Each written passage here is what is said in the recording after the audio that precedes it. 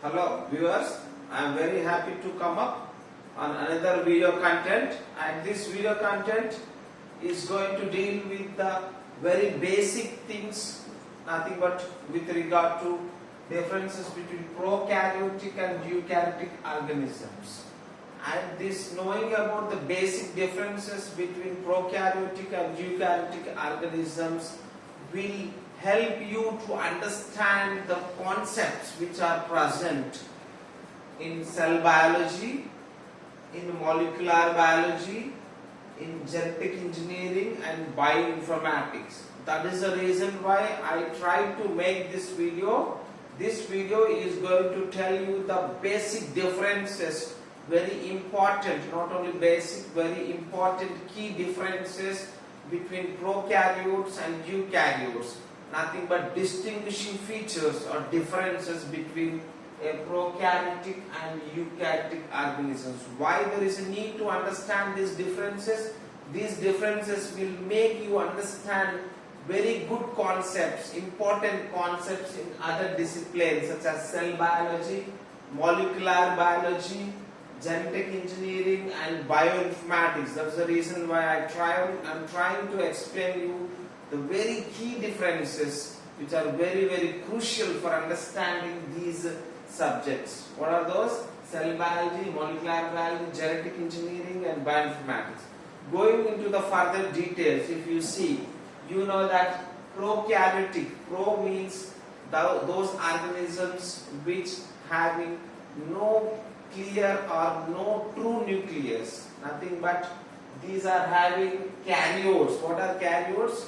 Which are having a nucleus which is not true, which is evolved initially, pro, which is primitive in its nature. That is the reason why these are called as prokaryotes. Whereas eukaryotes, the word itself is going to tell us that eu means true, karyotes means having true nucleus. And the best examples for prokaryotes are the blue-green algae, cyanobacteria. Blue-green algae, cyanobacteria, archaebacteria, which come under prokaryotes. And eukaryotes, the best examples are all higher plants and animals. And the first feature which has to come to your mind that these organisms are having no true nucleus, and these organisms are primitive, and these organisms are not primitive, these are complex, and these organisms are having what? Eukaryotes are having a true nucleus. In this video I want to make you few points, so which I am going to discuss. First of all, I am going to discuss about the size and origin of prokaryotes and eukaryotes. Size and origin of prokaryotes and eukaryotes. Next, I am going to deal with the presence of organelles. We know that these are the cells. Cells are the structural and functional units of any organisms. And these organisms are having organelles. Each cell is having their own organelles. So I will be discussing about the presence of organelles again in prokaryotes and eukaryotes. Further, I will also look for the chromosomes which are present, which are the repository bodies for the genetic information. How the chromosomes are being organized, how the chromosomes are exhibiting the dynamism. So this is the another point which I am going to discuss. Further, I will also discuss about the genes which are present on the chromosomes in prokaryotes and eukaryotes. I will be slowly going from the basics towards the molecular biology, so which are very key concepts which you have to understand. The fourth point is that I am going to discuss about the gene and molecular level which are present in prokaryotes and eukaryotes. Then after that I am going to discuss about how the gene expression and how the gene regulation is going to take place in prokaryotes and eukaryotes. Further, I will also look the cell number and surface area, DNA replication, and also I am going to deal the DNA replication process in prokaryotes and eukaryotes. So I will be dealing with the size, origin of prokaryote, eukaryote. I will be dealing with the organelles, whether these are present in prokaryotes or eukaryotes. I will be dealing with the chromosomal organization in prokaryotes, eukaryotes. I will be dealing with the gene structures which are present in prokaryotes and eukaryotes. I will also dealing with the gene expression pattern which is present in prokaryotes and eukaryotes. Then I will also doing further details with regard to DNA replication, cell number and surface area of the cells of the prokaryotes and the eukaryotes. Further, if you see, I always ask my viewers to subscribe my channel so that it will make me to get interest to do more interesting videos, more interesting valuable videos in the area of life sciences and biotechnology. Try to subscribe my channel. Thank you. If you look further details, it is very clearly depicted, drawn here that this is a prokaryotic cell and this is a eukaryotic cell. As I told you that prokaryote means which are having no true nucleus. That doesn't mean that nuclear components are not present. What is the main important nuclear component? We know that it is a chromosome or DNA which is present. So in prokaryotes, here very clearly mentioned that there is a single circular chromosome is present and which is not being bordered or which is having no boundary. That's the reason why these are having no nucleus. No nucleus. This is the very first key part which you have to get into your mind. And coming to the eukaryotes. So eukaryotes are having very clear nucleus. Why? Because here there is a nuclear membrane.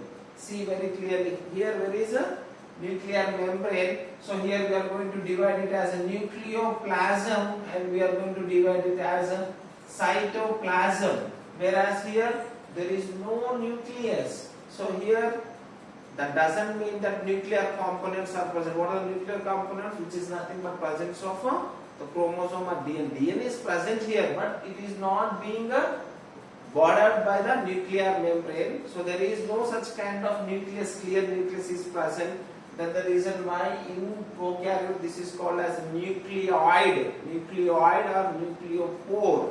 Nucleoid or a nucleopore. Whereas here very clear nucleus is present in eukaryotes. Very clear nucleus is present in eukaryotes, and here the chromosomes are also present, but here in prokaryotes the chromosomes are always single, circular, covalently closed. Single, circular, covalently closed. Whereas here the number of chromosomes which are being bordered by the nucleus, as I have been telling you, that nuclear membrane is present. This is very important key point which you have to keep in your mind. So it is also having the chromosomes, but the number is again species specific. I have given you the example that for eukaryotes it is higher plants and animals.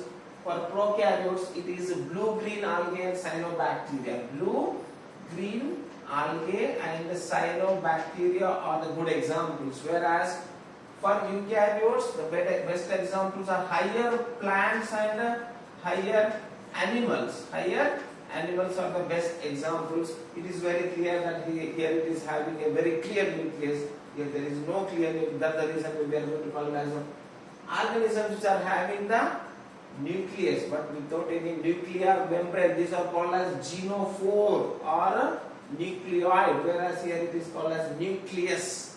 That's the reason why. That is mainly due to the presence of nuclear membrane. We are going to divide into two parts. One is nucleoplasm and another one is cytoplasm. So this is about the size. If you see, the size is nearly 1 to 10 microns, 1 to 10 micrometers. Whereas eukaryotes are always 10 times more. 10 times more. It is 100 micrometers to 10 micrometers to 100 micrometer. This is the size if you see, generally if you speak of. So always the eukaryotes are 10 times more higher than that of the prokaryotes. Prokaryotes may be 1 to 10 micrometers, whereas eukaryotes are 10 to 100 micrometers in general if you talk. If you look into the further details, it may also sometimes 0.1, 0.5 to 0.1 also sometimes. But this is a general thing. Always you have to keep in your mind is that always the eukaryotes are 10 times bigger than that of the prokaryotes. Coming to origin, I can say that prokaryotes has been origined nearly 3.5 billion years ago. 3.5 billion years ago. So After this nearly more than 1.5 billion years ago, 1.5 billion years after the origin of prokaryotes, eukaryotes has started to develop. Nearly not 1.5, it is 1.2, so it is 2.7 billion years ago the eukaryotes has been origin, whereas prokaryotes has been origin 3.5 billion years ago. So it is very clearly, it is known that a theory called as endosymbiotic theory. What is the theory? Endosymbiotic theory is going to tell us that how the prokaryotes and eukaryotes has been evolved. Endosymbiotic theory is telling that prokaryotes has become into eukaryotes. Why? Because in the process of development, some of the prokaryotes behaved as heterotrophs and they have consumed some of the prokaryotes and they have not digested them and they have retained them. And that retaining has helped them to develop the photosynthesis and respiration process, endosymbiosis, a process where a eukaryote which is trying to become into eukaryote has consumed some of the prokaryotes and it has retained those prokaryotes. Why? Because there is a symbiotic relation due to that. So these eukaryotes could be able to develop some kind of organelles, and that's the reason why the eukaryotes might have developed from the prokaryotes. The best theory which has supported for this one is endosymbiotic theory. Then coming to the organelles. So I was telling that, so each cell is again having the partitions of compartments, again compartment. Why? Because more the compartments, more the partitions, more the efficiency of the cell. So it is always clear that prokaryotes are always primitive in nature. That's the reason why these are not having any kind of cell organelles. That's the reason why here there is no compartmentalization. Compartment is nothing but presence of membranes. Endomembrane system is absent in prokaryotes. Endomembrane system or compartmentalization is absent in prokaryotes. Whereas in eukaryotes we are going to see all the different type of cell organelles, ranging from, it is very clearly mentioned here that it is endoplasmic reticulum, it is Golgi complex, which is also called as trophic police. It is also having mitochondria, which is involved in oxidative phosphorylation. Next, chloroplast, which is involved in photosynthesis. Next, glycosomes, which are involved in glycolate cycle, which are present only in plant cells, again not in animal cells. Whereas peroxisomes, which are present only in animal cells of the eukaryotes. Then coming to lysosomes, acid batteries of the cells. And then coming to the vacuoles. Vacuoles are mostly present in plant cells, not in animal cells. If you see further details, I want to tell that, so these eukaryotes are having endomembrane systems, and these endomembrane systems are creating the compartments, so that there is a compartmentalization which we are going to see only in eukaryotes, not in prokaryotes. Then coming to chromosomes. So chromosomes are nothing but repository places or a bundle of repository positions where the DNA is being accumulated in the form of chromosomes. Always chromosomes are going to exhibit dynamism. Dynamic chromosomes are dynamic in eukaryotes, whereas in prokaryotes chromosomes are not that much highly organized. However, chromosomes are present single, circular, covalently closed. In prokaryotes, chromosomes are present always single, circular, covalently closed, and not that much organized. I will tell why not that much organized. Whereas here in eukaryotes, the chromosomes are highly organized and they are going to exhibit some dynamism. Dynamism in changing the shape, size, structure of the chromosomes. So that dynamism is seen mainly due to the presence of some protein called as histone proteins. Some proteins called as histone proteins, which are called as packaging proteins, are only present in eukaryotes. That's the reason we are going to see the chromosomes tightly packed structures which are going to attain looped solenoid models. Looped solenoid models. and then solenoid and extended models. So I need to say that chromosome is going to change its organization in eukaryotes mainly due to the presence of packaging proteins called as histone proteins, and making this particular organization of chromosomes in eukaryotes into extended model, solenoid model, extended model, solenoid model and looped solenoid model.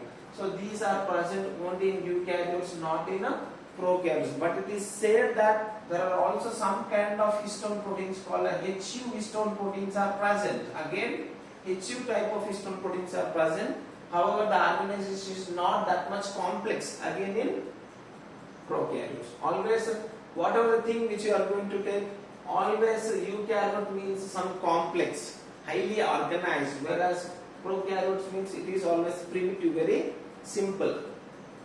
Coming to the further details, genes, if you see the genes in prokaryotes are present in the form of clusters. All the genes are going to express at a time. Nearly, I can say that nearly 3 to 5 genes, for example, if you take, are going to express at a time. Why? Because in between the genes there is no gap. This is very important.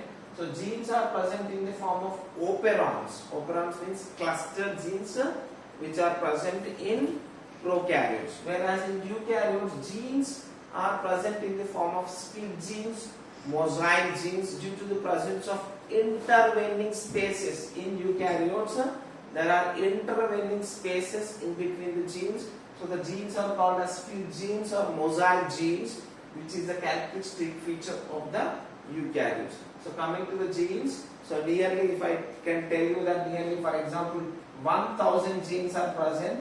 In eukaryotes, nearly 10,000 genes are present. Say for example, so this is how, if you see at molecular level, genes are present in the form of operons, clustered form of genes. Genes are going to express, genes are going to present side by side, and these are going to express at a time. I will tell further details in my coming videos what are operons and what are the examples for the operons. I will be dealing with the lac operon and tryptophan operon there. So whereas here the genes are present in the form of split genes or mosaic genes in eukaryotes. I am repeating these points so that you can note down. Coming to the gene expression, this is very, very important in prokaryotes and eukaryotes. So as we have discussed that prokaryotes are not having any clear nucleus, and here the transcription and translation are coupled, we can call it as.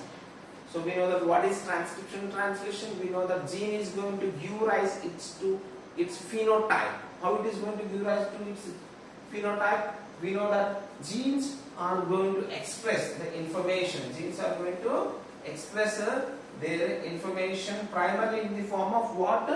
In the form of RNA. Genes are going to polymerize into RNA. RNA is going to convert into a protein.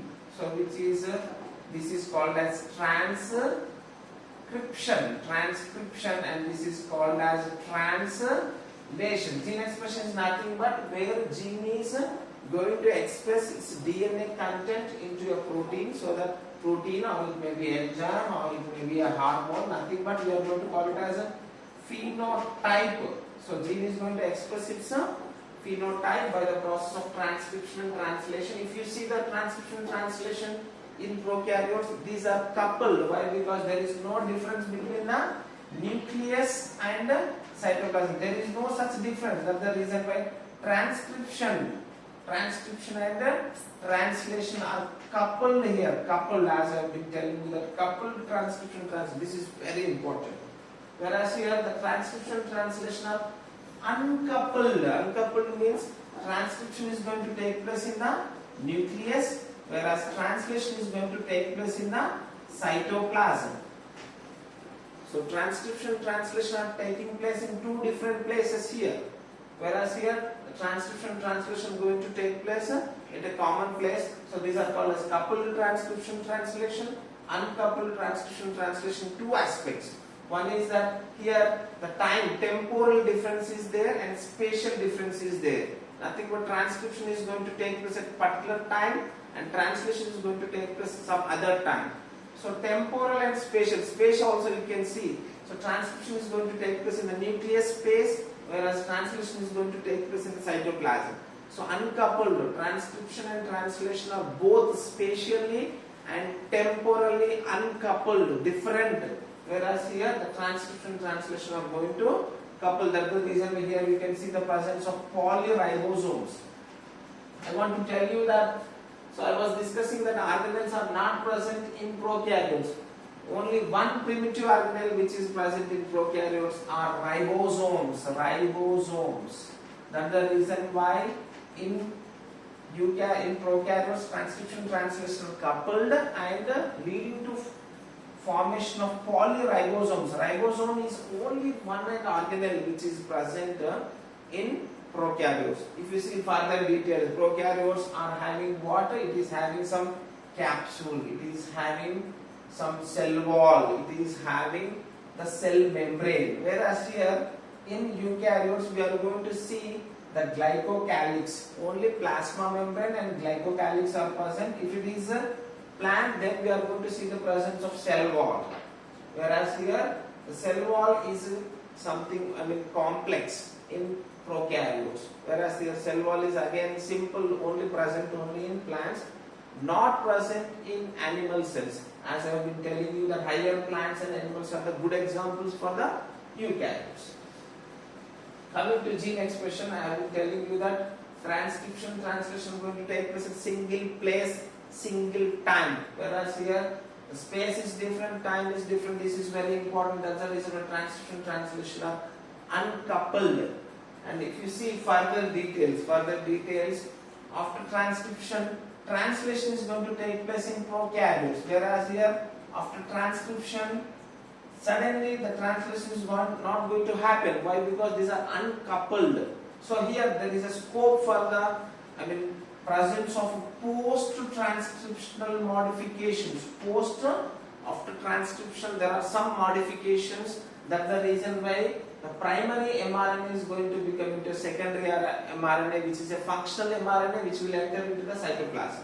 So these are called as a post-transcriptional modification, which include splicing, polyadenylation, or most important steps which are going to take place.